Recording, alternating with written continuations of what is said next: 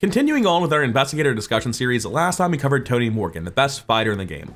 So it's only fair that today we talk about the best clover in the game, Amanda Sharpe. In the past, I've been too harsh on her. I've said she was one of the best clovers in the game. I've even said she's the best clover in the game, but not the best character in the game. That's all ridiculous. Amanda Sharpe is absolutely cracked and deserves the title of best investigator full stop, but definitely best clover. Let's get into it. She's a gimmick character. She has 2s in all of her stats. That's pretty bad. However, forced at the start of the investigation phase, draw 1 card. Oh no, I'm forced to draw an extra card every turn? I'm already Harvey, sign me up. Discard the card beneath Amanda, we'll get into that in a second. Choose a card from your hand and place it beneath her. So what does that do? Reaction: at the start of a skill test you are performing, commit the card beneath Amanda Sharpe if able. Do not discard it when the test ends. So every turn you get to draw an extra card. You have to then put a skill card, well, not a skill card, any card beneath Amanda, and then you can commit it to every test you perform. So the question with Amanda Sharpe is, how good are the skills available to her? Well, let's look at her card pool. Well, first let's cover the star. +0, for this test you may double the number of skill icons on the card beneath Amanda Sharpe. That is completely blank. It could have just stopped at effect +0. It doesn't matter. Her star doesn't need to do anything. Most stars, like, it's gonna affect 1 in 16 skill tests. Stars just aren't a big deal in general, but this is a blank star like many others. Bottom tier star, absolute dog shit, worst part of the character by far. 7/7 soak, great split, no problem there. Deck size 30, secret cards 0 to 5, neutral cards 0 to 5, and practiced 0 to 3. So practiced is a tag on skill cards, no surprise there. And it turns out there are some really good practice skills. Let's go take a look at a level 0 deck. Normally, I adapt my deck list for this series. I make a new starter deck and a new final deck. I'm just going to show exactly what I played off camera on Plaguebearer, because there's really not a ton I would change in this deck. Let's talk about what I got within the thick of it. It's 2 copies of Unrelenting, which is practiced, and it says draw a card. In fact, you draw 2 cards when you take this skill test. And how many tests can you take in a turn? Baseline 3, huh?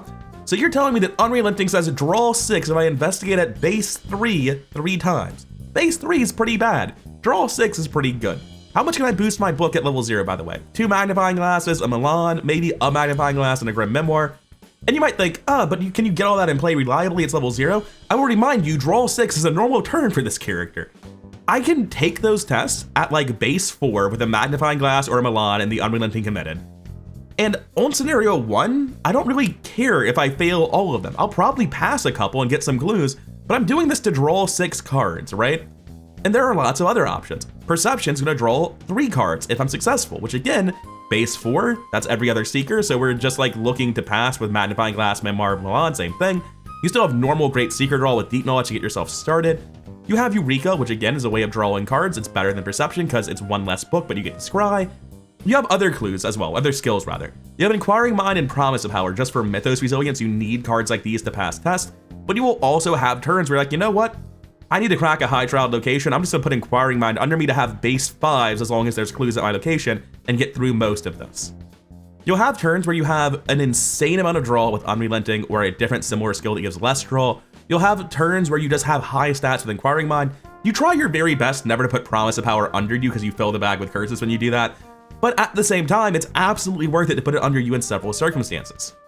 I will mention Obscure Studies. It's a big part of her character, even though it's not super important what your signatures are. Generally speaking, you only see them every so often.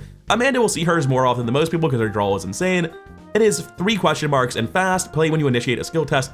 Return the card beneath Amanda Sharpe to your hand and place Obscure Studies beneath her. This is a way of getting something out from under her to use it again next turn, or if you have, say, Deduction under you, when you are in the Mythos phase, you can then Obscure Studies that out from under you and get the deduction back for your next turn while also being better against the test as though you were basically committing Obscure Studies. Her weakness, Whispers from the Deep, essentially just bricks her for a turn. It's going to commit negative icons and forces you to put it under her instead of any other card. But this character has such high tempo that it doesn't matter, because essentially the deck building puzzle with Amanda, you have tons of draw. You have insane draw because of stuff like Unrelenting and later on Perception level 2 going underneath her. It's just how many actions can you get in a turn with Deduction? In this level 0 deck, the answer is still just 3 actions. Shortcut's incredibly important. It's going to make sure that you don't need to spend a move action, because if you're cycling your deck very quickly, you want to be able to do investigate, investigate, investigate when you're committing these skills. You don't want to do investigate, investigate, move. You want to use shortcut for the free action. Later on, there are other ways of doing this. You can use Pathfinder, you can just draw your whole deck to get shortcut every time. but typically you want to save Shortcut until you're doing a turn where the Investigates have a really high value skill under you, namely Deduction. Dream Enhancing Serum lets you hold your whole deck in your hand. It's very valuable for increasing your hand size and your draw. Magnifying Glass and Milan are necessary book boosts to get through everything, and Grim Memoir's just generically good. It means you can pass your book check on pretty much any skill under you, and it helps you draw cards to get on the point where you're running Deduction and Shortcut and getting through locations very quickly. If you've never played Amanda before and you're just looking at this deck, it's easy to imagine that, like, in scenario 1, Amanda's not that good. It's completely wrong. In scenario 1, Amanda's already all gas, no brakes. She's incredibly fast and one of the strongest cloovers in scenario 1. In the final deck build, she's absolutely cracked and it's not even remotely okay. I was talking about ways to move. Eon Chart lets you move and investigate, so that gets you a 4th action.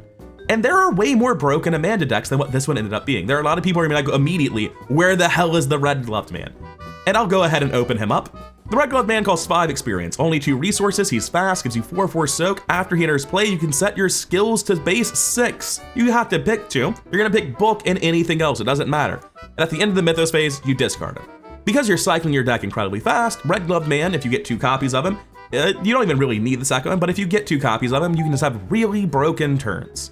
My opinion, when I was playing this Amanda deck, was essentially the Red Gloved Man's a ton of experience, and it delays how long it takes to get really powerful things like Eon Chart.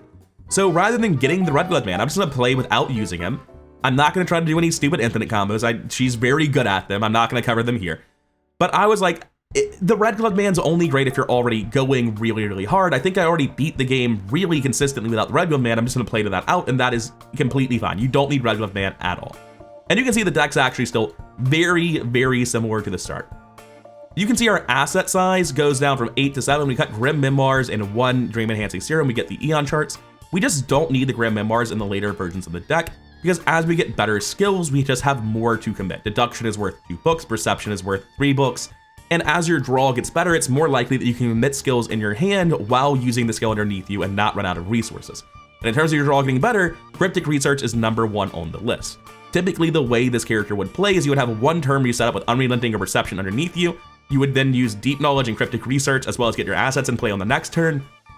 And by turn 3 or 4 at the latest, you would be alternating turns between refueling with an Unrelenting under you or just murdering several locations, getting all the clues by using Deduction level 2 on 4 tests a turn. You would just like investigate as your first action, then Eon Chart as a free action, then investigate at a new location as your third action, and then investigate at that same location if it has clues, or if it's out, shortcut and investigate again as your 4th action. And during this, you'll be doing things like committing a Promise of Power, throwing in a Perception, throwing in the Eureka to beat the Shroud values as you need them. And when you do this, you will find that you very, very regularly just end up getting like easy 10 clue turns as Amanda. I felt like what I wanted to do when I was making Amanda was just as consistently and quickly as possible get Eon Chart into play, get Cryptic Research, and anything away from that was like cool and powerful, but it was overkill. What is the core of the deck? Perception level 2 is the most important card in the deck because it's essentially a second copy of Unrelenting that more reliably pass the test to draw cards and get clues simultaneously. Deduction level 2 to go under you is incredibly invaluable. Eon Chart level 2 and level 1 are both pretty good, but they're probably still worse than Cryptic Research. Logical Reasoning as a 1-of is just a really good thing to have. It's not necessarily core to the deck. I think I was running this for my teammates. I don't really remember the specifics of the campaign, but it's just very good in an Amanda. You'll always have the clues, and you'll be able to have, just have 1 card in your hand that's incredibly valuable. Logical Reasoning 4 is a card that my table doesn't play enough, and I wanted to see it in the campaign, but this could be anything. Very real case that it should be a Red Gloved Man. But the core of this deck, like, you might be like, oh, this is a 40 experience deck, it's so expensive. Just cut Observed and Studious. There's 10 experience just sitting in the permanents doing almost nothing. The most important upgrades by far, Deduction and Perception. After that, Cryptic Research, in my opinion, is number 1, and then you go into Eon Charts. And that is what? 4, 8, 16, 24 experience. The deck's completely finished. 26, I guess, because Unrelenting, but you started with that. Man, I'm at 10 minutes raw recording, and I feel like I don't have anything else to say about Amanda. She's fast. She's stupidly fast. The deck's just so simple and streamlined in premise. You use Unrelenting and Perception underneath you to draw a ton of cards. You then convert that into more draw with Cryptic Research. It's incredible team support because you can feed Cryptic Research and Deep Knowledge to your fighter if they're bricking. And very consistently, I found myself in situations where I would like turn 1 be like, I can't really play assets and set up this turn. I'm gonna put Unrelenting underneath myself and just investigate 3 times at plus nothing. And then I would randomly get 1 clue. I would fail twice. I would draw 6 cards. I would end my turn at 10 cards to be over hand size. Like, anyone want Cryptic Research? I don't want to overdraw it, and I'd rather not overdraw the other stuff in my hand either. I would just feed Cryptic Research to our flex so they could get clues, or our fighter who had missed their weapon. It's just like very normal to see Amanda open up, draw a ton of cards, be able to feed the cards into other people that are overkill, and then later on start feeding the Cryptic Research into herself once her assets are set up and she's reliably doing broken stuff. And essentially the sales pitch for Amanda is like, how many times do you need to play Deduction level 2 to win a scenario? It's probably not even 4, and Amanda does that in 1 turn with relative ease. My solution is Eon Chart. There are a ton of ways that you can get a 4th Investigate action in Amanda that aren't Eon Chart. You're gonna put Deduction under you twice per deck cycle. How much draw is in the deck? Your deck is 30 cards. Let's count it. We have +3, +6, +9, +12. And then let's just count these as one-ofs. +14, +16, +18, +20. We draw 20 cards out of the 30 per deck cycle without putting anything under us. The reality though is that we'll have turns where we like use Deduction in the first turn, and then the next turn we put Perception under us. Then we do it again, Deduction goes under us, and the 4th turn Unrelenting goes under us. So realistically, you're gonna see Perception and Unrelenting count for like another 10 to 16 cards per deck cycle. Amanda just churns through her deck at a blistering pace, and the thing she's doing is committing Deduction to like 20 skill checks in a scenario. That doesn't actually happen, that's exaggeration. Not because Amanda can't do it, there aren't enough clues on the map to make use of it. The biggest weakness Amanda has is that in 2-player, Deduction level 3 has no real purpose in a lot of locations, so her clue goes from overkill to comically overkill. Amanda can solo clue a 4-player game, so like it's the biggest weakness she has is that at lower player counts, her insane clue finding power cannot be capitalized on. And if you're looking at our mythos stats and being like, I don't know, I feel like we're overlooking that, we often have Unrelenting under us to be 3/3 in the mythos phase. Additionally, we have Promise of Power. We draw our whole deck stupidly fast. In the early game, when you're more worried about it, you can run Inquiring Mind. You never have to cut Inquiring Mind. The biggest issue with Inquiring Mind, the reason I do end up cutting it, is because I found myself ending my turn at locations without clues really frequently, which made this not very good in the mythos phase. But the point is that with 2 copies of Promise of Power and insane draw engine, it's very easy to find myself just not vulnerable to the mythos at all. Additionally, a lot of the things the mythos can do to hurt you are like Crypt Chill, force you to discard a card, cost you a move action. I'm already up a million move actions. I have Eon Charts and shortcuts, and I'm cycling the shortcuts super quickly. I have Magnifying Glass, which is a fast action to discard a Crypt Shield on.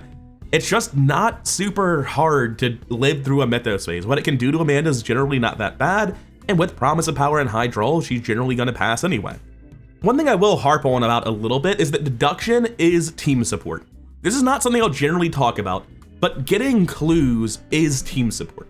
And the reason it's team support is because what is the best form of team support? What is like the most iconic team support in your mind? What is the best team support card?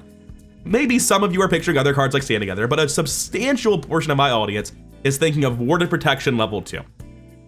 Do you know how many Warded Protections it's worth to skip 8 mythos phases and leave on turn 7? That's what Amanda does. A lot of the time when Amanda's in a scenario, you just leave like 5 to 10 turns before the doom clock runs out. There are entire agendas that haven't flipped. You're like, oh shit, guys, we were supposed to sandbag. The next agenda turns into a monster with victory. And Amanda's like, I finished 2 turns ago. I was already sandbagging.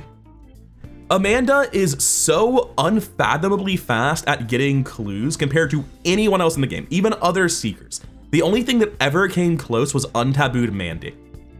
Amanda is insanely fast, and it is team support, because just straight up, if the scenario is half the length it's supposed to be, you don't need healing, because you're not going to take the damage. You don't need Warded Protection, because you're not going to draw the card. Getting clues as fast as Amanda does is meaningful team support.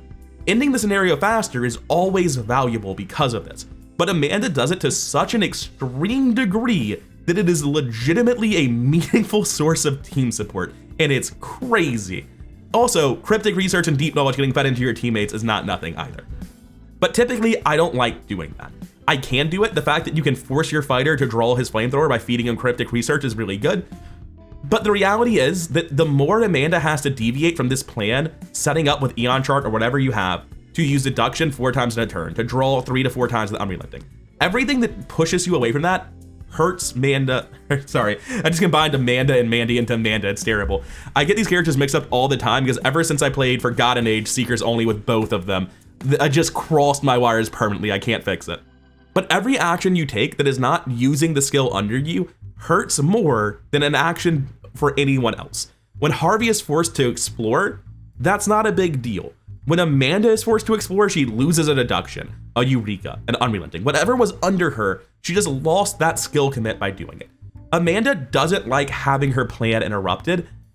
And that doesn't matter because her plan is the best plan in the entire game. And being a Clover, you should just like point at Mark, point at Tony, point at whoever, Roland. It doesn't matter. Whoever your fighter is, just be like, hey, fix this. I don't even care if you can kill them. Just engage him and let him hit you. I've got things to do. As a dedicated Clover of Amanda's caliber, there's no reason you should have to explore. There is no reason you should have to fight. So the fact that it's disproportionately more impactful for her to be forced to spend actions on scenario tests doesn't really matter. Tell someone else to do it. They've got time because you're here. But it is worth noting, if you go back and watch my Forgotten Age playthrough where I'm forcing her to flex fight with Occult Lexicon and Shock Rocks, that is a campaign where Amanda does a lot worse than she did in my Plague Bearer campaign because she's being forced to deviate from the plan in a really substantial way. But that's not an argument against Amanda, that's an argument against letting your Amanda get griefed by forcing her to do anything other than commit deduction to 4 tests a turn. It's so easy to enable her to snap the game in half, so don't force her into a box and try to play Fighter Amanda with Red Glove Man and Vicious Blow. Just let her do her job and be the best character in the game. I really don't have anything else to say. Amanda Sharpe's ability is to duplicate a skill 3 to 4 times every turn. That's absolutely fucking insane. Survivor recursion will never come close to Amanda's recursion. Anyone else's draw in the game will never come close to Amanda's draw. The card pool is so far past the point where Amanda Sharpe is broken, and it was like that since the day she got printed. When I first read her card, I was like, draw 1 card? I'm Harvey. What do you mean force? This is incredible. But the reality is, at the start of a skill test you are performing, commit the card beneath Amanda Sharpe if able. That reads, if you do a skill test every single action, and you can't really do that. But let's say you can come close, right? That over the course of a scenario, your assets give you bonus actions, and you're able to take like 2.5 skill tests to investigate per turn. That means that her ability reads draw 3.5 cards a turn. You draw the 1 card, and then you get the 2.5 skills that exist only because you're Amanda, essentially drawn to your hand and committed. Drawing 3.5 cards a turn, especially when those cards have a bizarrely high percentage chance to be Unrelenting, Perception 2, and Deduction 2, is absolutely insane. It's impossible to make Amanda bad. Even hard griefing her in my Forgotten Age campaign, she was clearly great. But if you let her do her job, she is uncontested the best Clover in the game to such a large degree that even characters like Gloria, who negate the Mythos deck, are less valuable than Amanda. Anyway, that's it. Amanda's cracked. I really can't find anything else to say about her. And if Promise of Power didn't exist, maybe she would have a weakness. But because it does, these Mythos stats mean nothing. You don't even need to get a Red Gloved Man to be safe. She's just a juggernaut. She's absolutely insane, wholly devoid of weakness, and by far the fastest Clover in the game. This is before you even acknowledge the ability to accidentally go infinite with Working a Hunch, Red Gloved Man, and Cryptic Research, all of which are just good cards in the deck. She's the only character I've ever heard of someone accidentally going infinite on, and it's like, oh yeah, you're right, you just can. Anyway, that's all for now. I've been Rather Incoherent. Thank you for your time. If you made it this far, then please do like, comment, and subscribe. All that stuff really does help the channel grow. I really do appreciate it. And I cannot overstate my gratitude for my supporters, both as patrons on Patreon and here on YouTube as channel members. I'll see you all in the next one.